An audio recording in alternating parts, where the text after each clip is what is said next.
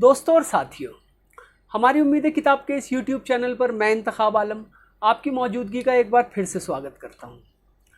دوستوں، آج ہم کسی مدعے پر نہیں بلکہ ایک سوال پر بات کرنے جا رہے ہیں، اور یہ سوال یہ ہے کہ مسلم معاشرے کے لیے دینی تعلیم کی اہمیت زیادہ ہے یا دنیاوی تعلیم کی؟ اس سوال کا جواب دراصل ہم ہماری امید کتاب کے ذریعے ڈھونڈنے کی کوشش کریں گے، اور ہمیں امید ہے کہ اس ویڈیو کے آخر تک ہم اس سوال کا ایک مناسب جواب ڈھونڈ پائیں گے۔ دین اور تعلیم کے موضوع کے ساتھ یہ کتاب اس سوال کا ایک بہترین جواب دیتی ہے، جو اس کے صفحہ نمبر 41 سے شروع ہوتا ہے۔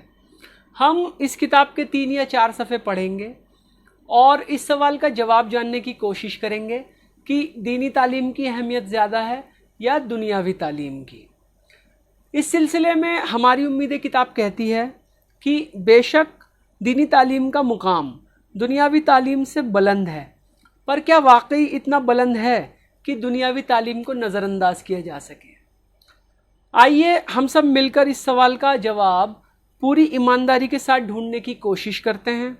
کیا معلوم اس سوال کا جواب ہی ہم سب دین اسلام کے ماننے والوں کا تعارف کسی ایسی راہ سے کرا دے جس کی جانب ہم سبھی ایک ساتھ آج تک مڑے ہی نہ ہوں۔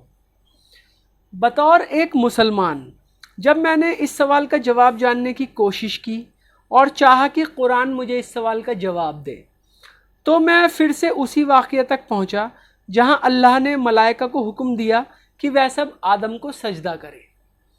سبھی فرشتوں نے اللہ کے اس حکم کی اطاعت کی، مگر ابلیس نے یہ کہہ کر آدم کو سجدہ کرنے سے انکار کر دیا کہ اللہ نے آدم کو مٹی سے بنایا ہے اور خود اس کو آگ سے۔ اس کی ضد تھی کہ کیونکہ آگ مٹی کے مقابل ایک افضل شے ہے، لہٰذا یہ ایک ناانصافی ہوگی اگر ایک افضل شے اپنے سے کسی کمتر شے کو سجدہ کرے۔ مجھے یہ واقعہ اتنا دلچسپ لگا کہ میں نے اس پورے واقعے کو قرآن میں بار بار پڑھا، کیونکہ یہ واقعہ قرآن میں ایک سے زیادہ بار دہرایا گیا ہے۔ اس لیے جہاں جہاں بھی اللہ نے اس واقعے کا ذکر اپنی مقدس کتاب میں کیا، میں نے ہر اس مقام پر اس واقعے کو جا کر پڑھا اور اس کی گہرائی میں جانے کی کوشش کی۔ اس تمام بیان کو کئی بار پڑھ کر میں نے اللہ کے حکم اور ابلیس کی جرح دونوں کو سمجھنے کی کوشش کی۔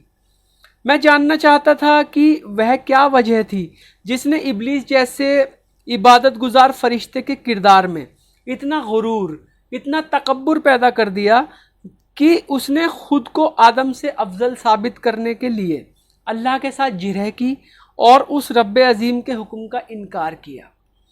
میرے ذہن میں جو ایک سوال بار بار اٹھ رہا تھا وہ یہ تھا کہ کیا واقعی آگ کی حیثیت اور مقام مٹی سے افضل ہے یا نہیں؟ جب میں نے اس بات پر غور و فکر کیا اور اپنی عقل کی کسوٹی پر اسے کسا، تو میں اس نتیجے پر پہنچا کہ نہ تو آگ ہی ایک افضل شے ہے اور نہ ہی مٹی ایک کمتر شے ہے۔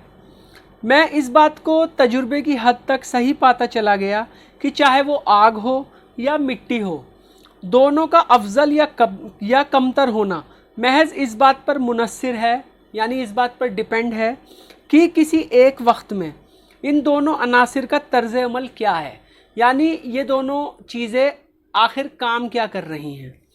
مثال کے طور پر اگر ہم آگ کا طرز عمل مٹی کے چولہے میں دیکھیں تو اس وقت آگ کو افضل ہی مانا جائے گا، کیونکہ مٹی کا چولہا اکیلے کھانا نہیں پکا سکتا۔ اس موقع پر آگ کا عمل ایک بہتر عمل ہے، کیونکہ کسی انسان کی زندگی اس نعمت پر ہوتی ہے، اس نعمت پر منحصر ہوتی ہے جسے آگ پکا رہی ہے۔ دوسری طرف جب سورج شدت سے آگ برسا رہا ہوتا ہے اور گرم موسم انسان کی جان نکال لینے پر آمادہ ہوتا ہے، تو مٹی سے بنے گھڑے کا ٹھنڈا پانی گرمی اور پیاس کی شدت سے بلکتی ہوئی زندگیوں کو پھر سے حیات بخشتی ہے۔ کیونکہ یہاں ایک نعمت مٹی کے ذریعے سے زندگی کی حفاظت کر رہی ہے، اس لیے اس ایک خاص وقت میں آسمان سے برستی آگ کے مقابل مٹی کا طرز عمل بہتر ہے، اور یہاں مٹی کو ہم آگ سے افضل مانیں گے۔ मेरे जहन में ना जाने ऐसी कितनी ही मिसालें आती चली गईं, जहां मैंने कभी आग को अफजल पाया तो कभी मिट्टी को। आखिरकार मुझे ये मानना ही पड़ा कि किसी शय का अफजल या कमतर होना उसके काम और मुकाम पर मुनस्सिर है, ना कि उसके मादे की ज़ात पर। यानी वह चीज़ किस चीज़ से बनी है, ये इस बात पर उसका कमतर होना या बेहतर होना साबित नहीं होता। यानी किसी भी शय की ज़ाती हैसियत उसका तर्ज अमल तय करता है, ना कि उसे बनाने वाला मवाद या उसे बनाने वाला मटीरियल। अब जबकि मैं ये जान गया था कि इब्लीस की दलील एक नासमझ दलील थी, इसलिए मेरे लिए यह अंदाज़ा लगाना आसान था कि वह शय जिसने इब्लीस जैसे फरिश्ते से अल्लाह के हुक्म की नाफरमानी कराई, दरअसल वह उसकी जिहालत थी।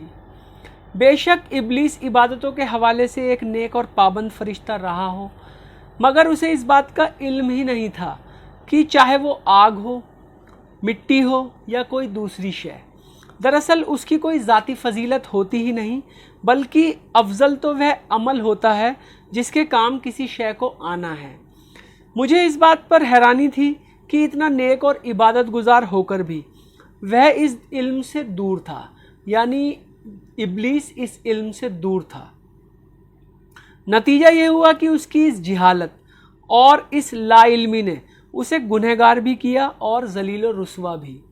यहाँ तक कि उसकी इस जिहालत ने उसकी तमाम इबादतों को रायगा किया, यानी वेस्ट किया, और उसे क़यामत तक के लिए लानती भी बना दिया। इस तमाम वाक़े से जो एक बात मुझ पर ज़ाहिर हुई वह ये थी कि दरअसल गुनाह का ताल्लुक़ हमारी जिहालत और लाइल्मी से होता है, और जो बात इल्म से संभाली जा सकती है, जिहालत उसे और भी ज़्यादा बदतर बना देती है। लिहाजा मैं ये मानने के लिए मजबूर था कि जितना हम इल्म से दूर होते हैं उतना ही हम गुनाह, नासमझी, ज़िद और गुरूर की सियाह चादरों में घिरे होते हैं। यहाँ तक कि जिहालत हमें हमारे हक़ से भी महरूम करा देती है, ठीक वैसे ही जैसे इसने इब्लीस को उसकी इबादतों के एवज़ मिलने वाले सवाब से महरूम करा दिया। ऐसे में ये कहना गलत नहीं होगा कि दोज़ख का ताल्लुक़ यकीनन गुनाहगारों से नहीं बल्कि जाहिलों से है, क्योंकि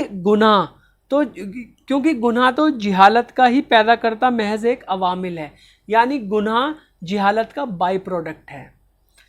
आइए अब हम अपने बुनियादी सवाल पर लौटते हैं कि क्या दीनी तालीम की अहमियत ज़्यादा है या दुनियावी तालीम की अहमियत। इस सवाल का एक मुनासिब और सबके लिए मंजूर शुदा जवाब हमें इस वाक़ये से मिल सकता है जिसका अभी अभी हमने ज़िक्र किया, यानी इनकी अहमियत का फ़ैसला हम हालात और मुकाम को मद्देनज़र रखते हुए ही कर सकते हैं, ना कि पहले से ही ये मानकर कि फ़ला शय की अहमियत ज़्यादा है और फ़ला शय की अहमियत कम।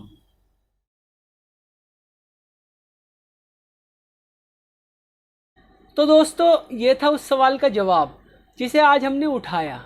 उम्मीद है आपको ये पसंद आया होगा।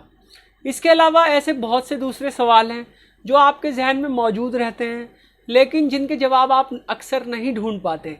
ऐसे बहुत से सवालों के जवाब हमारी उम्मीद किताब देती है। आपसे गुजारिश है कि ये किताब एक बार ज़रूर पढ़ें। इस किताब को हासिल करने का तरीका हम डिस्क्रिप्शन में दे रहे हैं।